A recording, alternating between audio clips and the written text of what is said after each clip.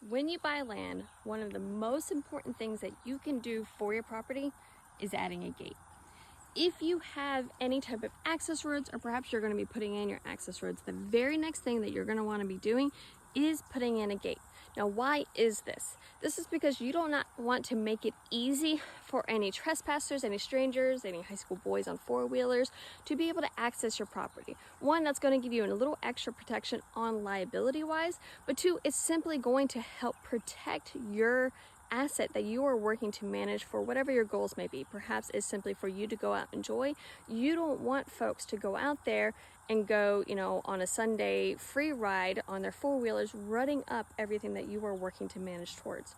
Perhaps you are trying to seed in for your food plot or maybe some wildflower habitat establishment.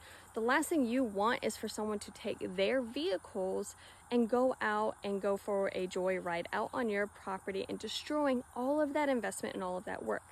Now, you may be thinking, well, especially with my gate right here, we have a little bit more of an intensive gate. You don't necessarily need something this, structured for it to work. You just want to make sure that it's very, very visible, because you don't want just one of those, wire gates without any of those PVC poles or something that makes it very, very obvious, because you don't want to clothesline anybody that might be joyriding on their four-wheelers and not see it. So you want to make sure your gate is incredibly visible. I definitely love putting a no trespassing sign in addition to that, just in case they miss the pole as well.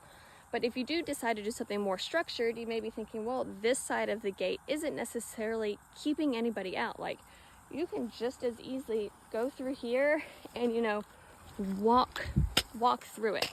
So did the gate serve its purpose? And the answer is still yes, because our purpose for this gate is to keep vehicles out. Now, if someone wants to walk through it, then obviously there's nothing we can necessarily do. But same thing with any gate. You could simply walk above, go under, climb over, whatever it might be. But what you want to do is make it more challenging for someone to enter your property.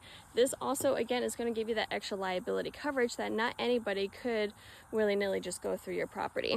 Big open spaces, especially a couple years ago while this looked nice and muddy, very, very appealing for especially high school boys that love to go four-wheeling on the weekend to go out and go joyriding. And that's going to be counterproductive for everything we're trying to do out here.